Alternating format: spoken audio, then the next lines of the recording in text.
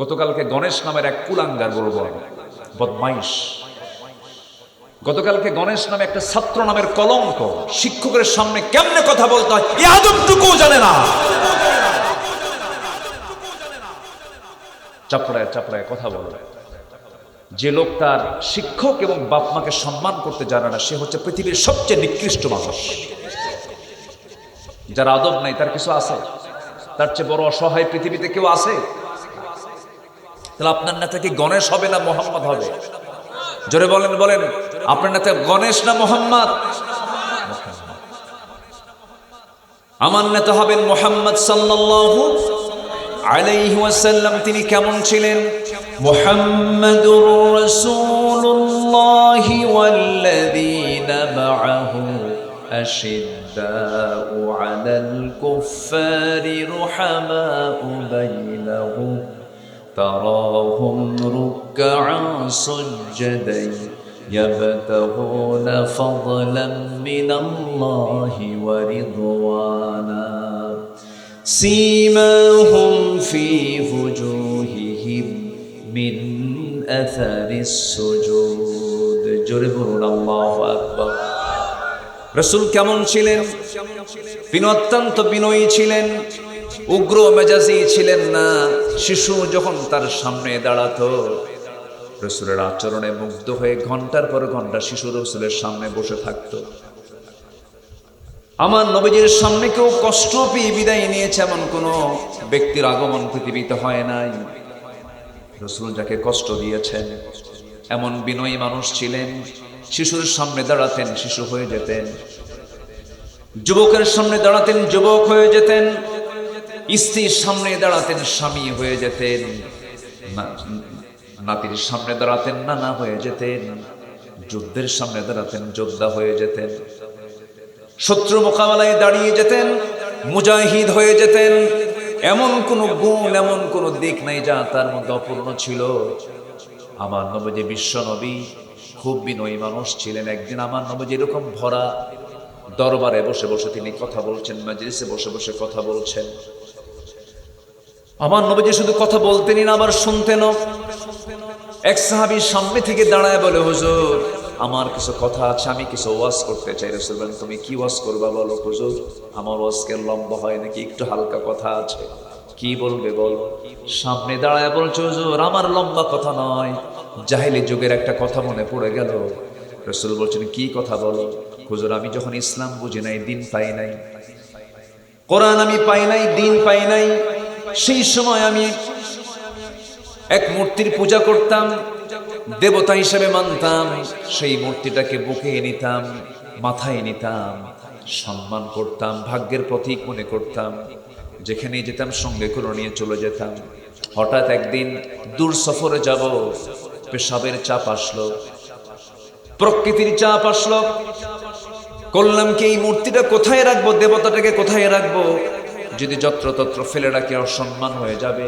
খুঁজতে খুঁজতে একটু উঁচু জায়গা পেলাম, উঁচু জায়গায় রেখে দিয়া, সেই জায়গায় সম্মানের সঙ্গে রেখে দিয়ে আমি আড়ালে চলে গেলাম। শৌচকার্য কমপ্লিট করলাম। এসে দেখি ওই দেবতার মাথা থেকে পা পর্যন্ত আপাত মস্তক ভিজা পানি। ভাবলাম বুঝি রহমতের পানি। রহমতের পানি মনে করে জিহবার একটা চাটন মারলাম। চাটন মেরে দিকে আমতাম, তা কেমন যেন গন্ধ টক টক লাগে। সামনের দিকে তাকায় দেখি কুত্তাটা লেজ গুটায়া যায়। সাহাবে কেরাম হাসতেছেন। আমার নবীজি মুস্কি মুস্কি হাসি মারলেন। এরপরে রাসূল বলছেন, সাহাবী এরপরে কি হলো বলো হুজুর। এরপর আমি যখন কুকুরের দিকে তাকায় দেখি কুকুরের লেজ গুটানো, দেখে ভাবলাম কুত্তাই তো কাম সারছে, এই কুকুরই তো কাম সারছে, তো সেই পানি না। এমন রাগ চাপলো আমার, জিহ্বাও নষ্ট হলো, মেজাজও গরম হয়ে গেল। সর্বশক্তি নিয়োগ করে ওই দেবতা যাকে আমি সারা জীবন সম্মান করেছি তাকে শক্ত করে ধরে এমন রাগ উঠলো, এক আছাড়ে ভেঙ্গে টুকরো টুকরো হয়ে গেল। বলে ফেললাম, যে মূর্তি, যে দেবতা তার নিজের অস্তিত্ব রক্ষা করতে পারে না, সেই মূর্তি আমার কোনোদিন রব হতে পারে না। আজকে আমি সেই ভুল ভ্রান্ত পথভ্রষ্ট সেই পথকে আমি পরিহার করে আজকে হেদায়েতের রাস্তায় এসে আকাশের মালিক আল্লাহকে খুঁজে পেয়েছি। এই কথাটা জানার জন্য, এই কথা বলার জন্য আমি আপনার সামনে দাঁড়িয়েছি। যেরকম সুবহানাল্লাহ। পথ দুইটা, একটা হচ্ছে জাহান্নামের পথ, আরেকটা কিসের পথ? জান্নাতের পথ। আমরা কোন পথে যাব বলেন? বেনামাজির সাথে থেকে, বেনামাজির নেতৃত্ব মেনে সব দেখা শেষ করেছি। আইয়ুব করেছে শাসন, মুজিব দিয়েছে ভাষণ। কি ঠিক কিনা বলে? আইয়ুব করেছে শাসন, মুজিব দিয়েছে ভাষণ। জিয়া কেটেছেন খাল, এরশাদের তাল বেতাল, খালেদা হাসিনার হরতাল। ঠিক কিনা? সব দেখা শেষ। আগামীর দেশ কোরআনের দেশ ইনশাআল্লাহ। রাজি আছেন কারা কারা? হাত উঁচু করে দেখা।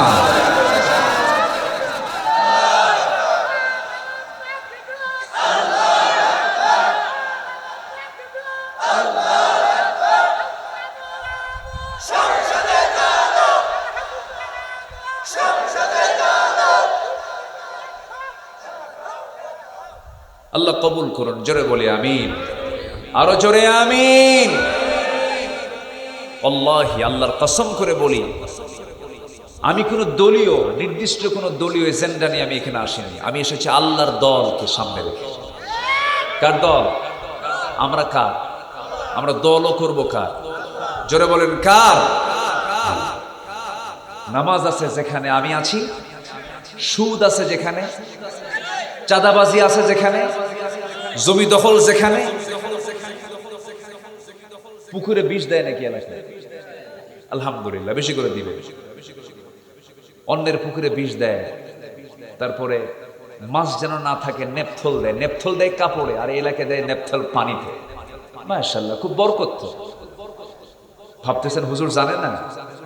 হুজুর সব নিউজ মাথায় নেই, মঞ্চ উঠছে। এগুলো করা যাবে না। আপনি বান্দার হক নষ্ট করবেন, আল্লাহ আপনার জন্য জান্নাতটাকে হারাম বানায় দিবেন। কখনো এগুলো করা যাবে না। আপনার শত্রু যদি হয়, শত্রুরও কোনো ক্ষতি করেন নাই মুহাম্মদ সাল্লাল্লাহু আলাইহি ওয়াসাল্লাম। আমার নবীজি হিজরতের রাতে সাইয়েদনা আলীকে ঘরের মধ্যে উঠায় নিলেন। উঠা নিয়ে বলছেন, খাতা কলম দাও, হিসাব করো। সব জিনিসপত্রের তালিকা করে বললেন যে এই সমস্ত জিনিসপত্রগুলো আগামীকালকে আমি তো চলে যাচ্ছি, আমার যেগুলো শত্রু আছে এদের হাতে হাতে পৌঁছায় দিই। চিন্তা করেন, যে লোকগুলো রসুলকে হত্যা করার পরিকল্পনা করে, আমার রসুল সেই শত্রুদের হাতে তাদের সম্পদগুলো ফেরতের চিন্তা করে। জোরে বলেন সুবহানাল্লাহ। বলেন তো, আমার দেশে মানুষ বেশি না চোর বেশি? মসজিদে গেলে আমি আগে না জুতা আগে? বলেন কি আগে? জুতা আগে। মসজিদের কথা বলতেছে, মসজিদ। গত বছর এক মাহফিল ছিল চট্টগ্রামে, হাজার হাজার মানুষ। মাহফিল শেষ হলো, দোয়া শেষ করলাম। মাহফিল শেষ করে মঞ্চ থেকে নামবো, দেখি যে আমার জুতা নাই। এমন ওয়াজ শুনছে, জুতা নিয়ে চলে গেছে। তো কমিটিকে বললাম, ভাই আমার জুতা কোথায়? হুজুর মোহাব্বত করে নিয়ে চলে গেছে। তো এই তো হচ্ছে আমরা। এই জাতিকে ভালো করা খুব কঠিন। চায়না গেলাম, সব এক কালার, এক ধরনের মানুষ, সবার চোখ ছোট ছোট, নাকটা বোসা। মানে দুই জায়গায় মার খাইছে ওরা, চোখ ছোট আর নাক বোসা। বুঝলেন? মানে এই জাতিটার মানে চেনার উপায় হলো চোখ ছোট ছোট হবে আর নাকটা কি হবে? বোচা হবে। তাইলে এটা মেডিন কি বলেন? মেডিন কি? সবই সুন্দর। তো এরা একরকম দেখতে। আমার দেশের মানুষ কি একরকম? আমার দেশের এমনও কিছু মানুষ আছে, এত সুন্দর মানুষ মিশরও হেরে যাবে। আবার কালো আছে, খাটো আছে, মোটা আছে, চিকন আছে, চোখ ছোট, চোখ বড়, নাক বোচা, নাক উঁচা, বিভিন্ন শ্রেণীর মানুষ। কেন জানেন? এই দেশে বহু লোকের আসা যাওয়া হয়েছে। 200 বছর ব্রিটিশ, পর্তুগিজ, ফরাসি, এই বিদেশিরাই আমার দেশে এসে শাসন করেছে, ব্যবসা করেছে, বিভিন্ন বীজ মিশ্র জাতিতে রূপ নিয়েছে। এজন্য এই মিশ্র জাতিকে ঠিক করার জন্য দুনিয়ার কোন আইন দিয়ে সম্ভব নয়, কোরআন দিয়ে সোজা করতে হবে মুসলমান। এই জাতি এত সহজে ঠিক হবে না। রাগ করতেছেন নাকি আপনারা? আমি কিন্তু পথভ্রষ্টতার কারণ 10টা, এখনো একটাও কই নাই। তাহলে কে বলেন তো, নুরু ওয়াজ কি শেষ না শুরু? রেহানান ভাই কি আলোচনা শেষ করবো? আচ্ছা, মাশাআল্লাহ। বলি আলহামদুলিল্লাহ। আমার কাছে সবাই সমান, কেউ যেন মন খারাপ করবেন না, আমি কাউকে গালি দেওয়ার জন্য আসিনি। কিন্তু চোরের পক্ষে আমার কথা যাবে না, ডাকাতের পক্ষে আমার কথা যাবে না, সন্ত্রাসীর পক্ষে আমার কথা যাবে না। পথভ্রষ্টতার 10টা কারণ। নাম্বার 1 হলো, 1 নাম্বার হলো কুফর।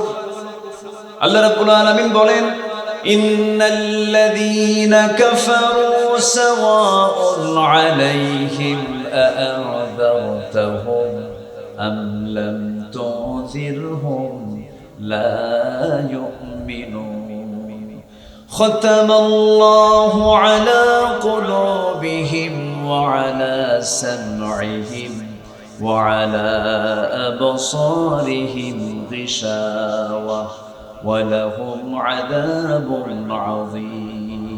জোরে বলুন আল্লাহু আকবার।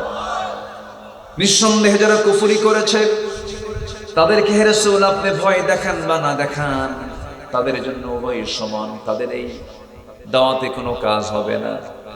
আমার বন্ধুগণ, কুফরিটা এমন একটা মারাত্মক গুনাহ, এই কুফরির ঠিকানা হলো জাহান্নাম। কাফের কোনোদিন জান্নাত পাবে না। আমার দেশে বহু মুসলমান নামধারী কাফের আছে না নাই? আসতে বলবেন না, আছে না নাই? আছে।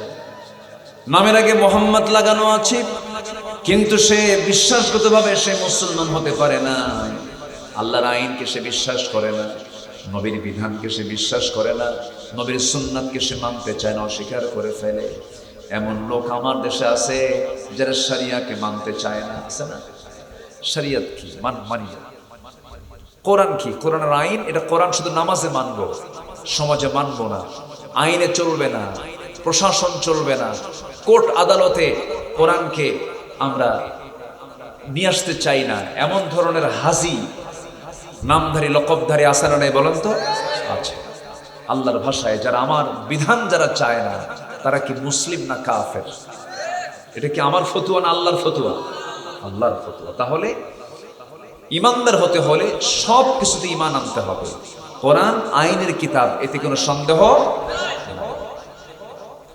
আল্লাহ রাব্বুল আলামিন বলেন, ওয়ামান লাম ইয়াহকুম বিমা আনজালাল্লাহ ফাউলাইকা হুমুল কাফিরুন। কোরআন আয়াতে বলছেন ফাউলাইকা হুমুল ফাসিকুন ফাউলাইকা হুমুল যালিমুন। আমার দেওয়া বিধান অনুযায়ী যারা বিচার কার্য ফয়সালা করবে না, তারাই হলো কাফের, তারাই হলো ফাসিক, তারাই হলো জালিম। আল্লাহ পাক এই 3টি ভাষায় তাদেরকে গালমন্দ করেছেন, তাদেরকে এমন শক্ত কথা বলে দিয়েছেন, তোমরা কাফের, তোমরা ফাসিক, তোমরা জালিম, যারা আমার আইন চাও না। এই যে 54 বছর চলে গেল, আমরা যে আইন নিয়ে সমাজে বসবাস করছি, এটা কি মানুষের আইন না আল্লাহর আইন? জোরে বলেন। হেদায়েতের উল্টা হচ্ছে ভ্রষ্টতা, পথভ্রষ্টতা, পথ ভুলে যাওয়া। আমরা যদি হেদায়েত পেতে চাই, তাহলে ভ্রষ্টতার পথ, ভুলের পথ, পথভ্রষ্টতার যে লাইনগুলো আছে, এই লাইনগুলো আমাকে আপনাকে ছেড়ে দিতে হবে। তাহলে আমি হেদায়েতের সঠিক রাস্তা পেয়ে যাব। নামাজের মধ্যে প্রত্যেকটা রাকাতই আমরা বলি ইহদিনাস সিরাতাল মুস্তাকিম। এর আগের আয়াত হলো ইয়্যাকা না'বুদু ওয়া ইয়্যাকা নাস্তাঈন ইহদিনাস সিরাতাল মুস্তাকিম। তোমার ইবাদত করি, তোমার কাছে সাহায্য চাই, তোমার কাছে হেদায়েত চাই। ইহদি, আল্লাহ হেদায়েত দাও আমাদেরকে। দালালা গায়রিল মাগদুবি আলাইহিম ওয়ালাদ-দাল্লিন, ভ্রষ্টতার পথ থেকে তুমি আল্লাহ আমাদেরকে বাঁচাও। তাহলে লাইন 2টা, একটা হচ্ছে দালালা, এটা কি দালালা পথভ্রষ্টতার, হচ্ছে হিদায়াহ। ইহদিনাস সিরাতাল মুস্তাকিম, হেদায়েতের পথ। তো হেদায়েতের লাইনে সিরাতুল মুস্তাকিমের দিকে আমাকে আপনাকে থাকতে হবে। তো এই সিরাতুল মুস্তাকিমের পথে টিকে থাকতে হলে ভ্রষ্টতার কিছু কারণ আছে, কিছু কিছু ভ্রষ্টতার কারণ আল্লাহ তাআলা কোরআনে কারীমের মধ্যে তুলে ধরেছেন। এই কিতাবের মধ্যে আল্লাহ পাক সব কিছু বলে দিয়েছেন। এর মধ্যে ভ্রষ্টতার পথগুলো কি কি, জাহান্নামে যাওয়ার পথগুলো কি কি, আল্লাহ তাআলা অনেকগুলো কারণ বলেছেন। এর মধ্যে আমি 10টা কারণ আজকে আমি উপস্থাপন করতে চাচ্ছি। কয়টা কারণ বলেন? আমি কি একটাও বলেছি? একটাও বলিনি। আর মনোযোগ দিয়ে কথাগুলো শুনতে হবে। আমাদের দেশে আলোচনার দুটো ধরন আছে। একটা ধরন হচ্ছে বক্তা কি কয় সে নিজেও বোঝে না, এবং বক্তার কথা শুনে শ্রোতাও বোঝে না, কিন্তু কান্দে। আমার এক ড্রাইভার ছিল, বহুদিন আগের কথা, 10-15 বছর আগের কথা। রাত 1টা বাজলে পরেই আমি মাহফিল শেষ করে যখন চলে যেতাম, তো ঘুম যেন না ধরে, আমি যখন চোখটা বন্ধ, আমার দেশের অধিকাংশ ড্রাইভাররা তো শ্রমিক ডিপার্টমেন্ট, তারা দিনই শিক্ষা থেকে বঞ্চিত, দিন পায় নাই, মুখের ভাষা ঠিক নাই, আচরণ ঠিক নাই, নেশাক্রান্ত বেশি হয়। এটা আমার দেশের শ্রমিকদের ভিতরে এই নেচারটা পাওয়া যায়।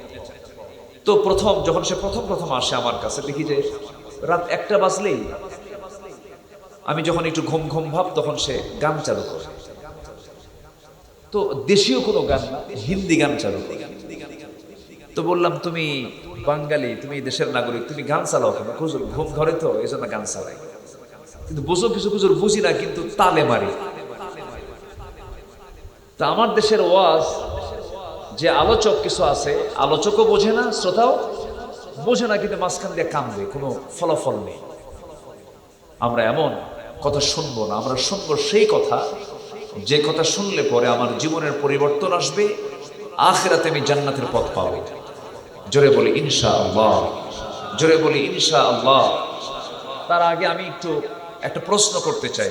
এখানে যারা আসছেন সবাই আমার দ্বীনি ভাই, অনেক আড়ালে মা বোন আসছেন। আমি আপনাদের উদ্দেশ্য করে একটু বলতে চাই, আজকের এই ওয়াজের মাহফিল আপনি যদি না আসতেন, গুনাহ হতো? আসতে কয় গুনাহ হতো, কিন্তু সওয়াব থেকে বঞ্চিত হতেন, সওয়াব থেকে বঞ্চিত হতেন, কিন্তু কোনো গুনাহ হতো না। কিন্তু আসার আগে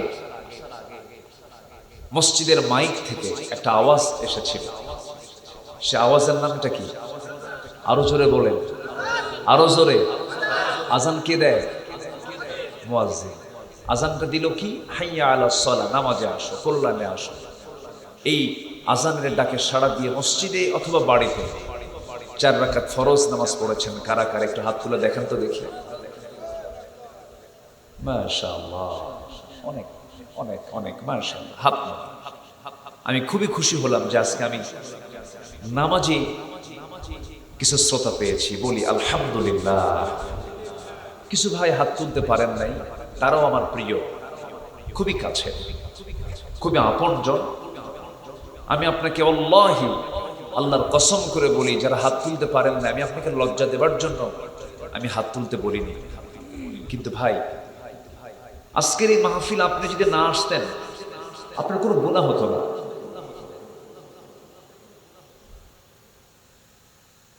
কিন্তু আপনি আজান শোনার পরে নামাজটা যে আপনি পড়লেন না অথবা পড়ছেন না, এর জন্য গুনাহ না বড় গুনাহ?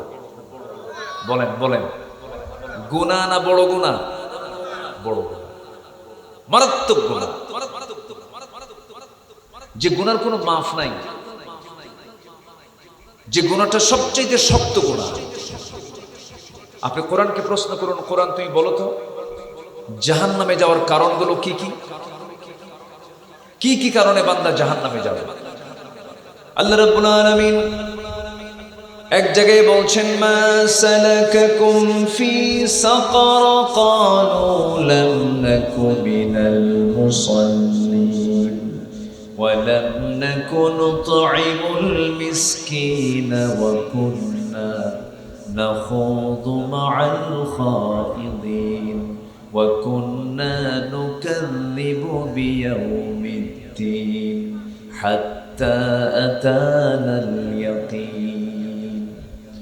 ও সাকারবাসী, ও দোজখবাসী, আজকে তোমরা জাহান্নামের মধ্যে কেন? জাহান্নামীরা বলবে, আমরা দুনিয়ার জিন্দেগিতে 4টা কাজ করে আসে নাই। কয়টা কাজ বলেন? 4টা কাজ মনে রাখবেন, মনোযোগ দিয়ে কথাগুলো শুনবেন। 4টা কাজ করে আসি নাই। নাম্বার 1 হলো আজান শুনেছি, নামাজে যাই নাই। এমন লোক তো বাংলাদেশে নাই, আছে? তবে এই গ্রামে মনে হয় না, রায়নগরে আছে, এখানেও আছে এরকম আজান শুনলে মসজিদে যায় না, আছে। আমার বন্ধুগণ, শুধু রায়নগর কেন, 64,000 গ্রাম বাংলা, 56,000 বর্গ মাইলের সোনার বাংলাদেশ স্বাধীন হয়েছে 71, আজকে 2025 সাল, 54 বছরে চলে গেল। কত নেতা আসলো, কত রাষ্ট্রপতি আসলো, কত মন্ত্রী আসলো, কত নেতা চলে আসলো, নেতৃত্ব আসলো। আল্লাহ রাব্বুল আলামিন বলছেন জাগতিক জীবনে কি সমস্যা, কি জিকির করি লা ইলাহা,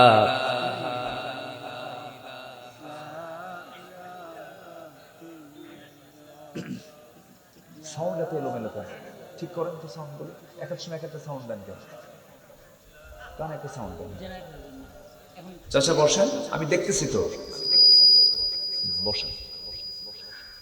লা ইলাহা ইল্লাল্লাহ মুহাম্মাদুর রাসূলুল্লাহ সাল্লাল্লাহু।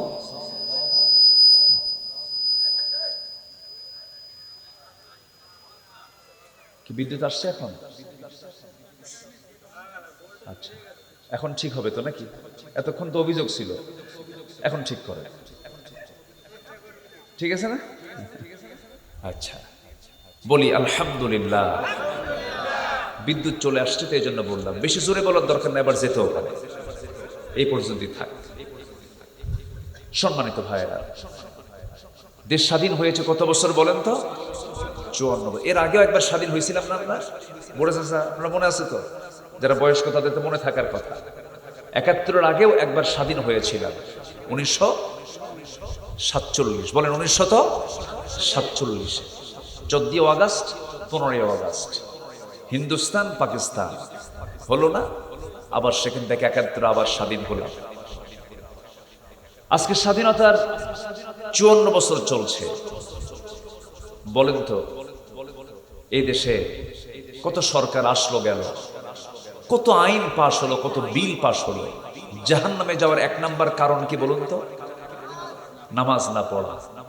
নামাজ যেন জাতি পড়তে পারে, নামাজ যেন জাতি পড়ে, এর জন্য প্রশাসনিকভাবে নামাজ কায়েম করা, নামাজ এর বিধান সমাজে চালু করা, এটা আল্লাহর পক্ষ থেকে সুন্নাহ হুকুম না ফরজ হুকুম?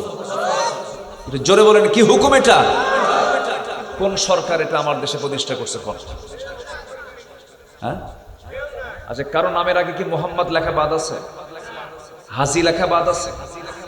বলেন, হাজি লেখা বাদ নাই, মোহাম্মদ লেখা বাদ নাই, আর কি মুফতি লেখাও বাদ নাই, মাওলানা লেখাও বাদ নাই। তাহলে সবাই মুফতি, মাওলানা, হাজি, মোহাম্মদ সব ঠিক থাকার পরেও এই 54 বছরে জাহান্নাম থেকে জাতিকে বাঁচানোর জন্য নামাজের একটা আইন কেউ সংসদে পাশ করে নাই। কি পাশ করছে জানেন? মদের আইন, বেশি করে মদ খাও। আইন পাশ করেছে হলো সুদের আইন, বেশি করে সুদ খাও। তাহলে সুদের আইন পাশ হলো, মদের আইন পাশ হলো, আমার আপনার বোন মায়ের হাতে বেশ্যাবৃত্তির লাইসেন্স দিল, কেউ তো নাউজুবিল্লাহ বললেন না। তাহলে জেনার লাইসেন্স দিল, মদের লাইসেন্স দিল, সুদের কারবারের লাইসেন্স দিয়ে দিল। নামাজের বিল আজ পর্যন্ত কেউ সংসদে বিল আকারে আনলো না। এটি কি কায়দা না বেকায়দা? বলেন, এটি কি আমাদের জন্য কায়দা না বেকায়দা? বড় বেকায়দা। যারাই চায় তাদের কি বলে? রাজাকার। যারা চায় তাদের কি বলে? হলো যুদ্ধাপরাধী। যারা চায় তাদেরকে মোটা দাগের বড় আসামি করে দীর্ঘ 16 বছর তাদেরকে কারাগারে রাখা হয়েছে। আস্তে কম কেন, জোরে কম, ঠিক কিনা? রাগ করতেছেন নাকি আপনারা? রাগ করলেও কোনো যায় আসে না, জেল খাটছি না, কিছু কথা বলতে হবে তো। কি রাগ করতেছেন নাকি? রাগ করা যাবে না ভাই। শোনেন, আমি দরদ নিয়ে কথা বলছি। আমি আওয়ামী লীগ বুঝি না, বিএনপিও বুঝি না, জামাত ইসলামী, জাতীয় পার্টি, যে দলই করেন করেন, সমস্যা নেই। আমার কথা হলো যে দল আমাকে জান্নাতে নিয়ে যাবে সেই দল আমাকে করতে হবে।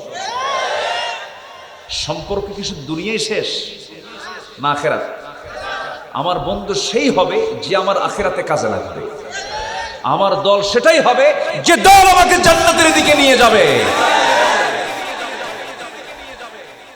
আমার কথায় কি কোনো ভেজাল আছে? কি অসুবিধা? না দোয়া করে দেব? আচ্ছা, একটু মনোযোগ দিয়ে কথাগুলো শোনেন। আমার নবীজির সময়ে আবু জেহেলও কোনো সমস্যা করছিল না। আবু জেহেল মোহাম্মদ সাল্লাল্লাহু আলাইহি ওয়াসাল্লামকে বলল, মোহাম্মদ শোনো, খামাখা ঘুম থেকে উঠে তুমি আমাকে দেখো, আমিও তোমাকে দেখি, একই বংশের মানুষ, গন্ডগোল নাই, কিচ্ছু নাই, তোমার সঙ্গে আমার কোনো ক্যাসালের দরকার নাই। তোমার ধর্ম 6 মাস, আমার ধর্ম 6 মাস, তোমারটাও থাকুক আমারটাও থাকুক, তুমি আমারটাকে জায়েজ করো, আমি তোমারটাকে জায়েজ করি, তাহলে তোর ক্যাসাল লাগে না। এখন এরকম বলার লোক আছে না নাই? আসতে বলবেন না, আছে না নাই? মা দুর্গা গজে চড়েছেন, ফসল উন্নতি হয়েছে, আছে কিনা বলেন? মুসলমান বলে, আছে না, আছে না নাই বলেন? দুর্গা পূজা শুধু হিন্দুদের উৎসব নয়, গোটা বাঙালি জাতির উৎসব। ধর্ম যার যার, উৎসব সবার। মানে তুমি পূজায় যাও, প্রসাদ খায় আসো, কোনো সমস্যা নেই। ধর্ম যার যার, উৎসব সবার, বউ যার যার, হক সবার। মানবেন? মানবেন? চাকরি যার যার, বেতন সবার। মানবেন আপনি? তো এই চেতনা যারা লালন করবে তারা কি হেদায়েত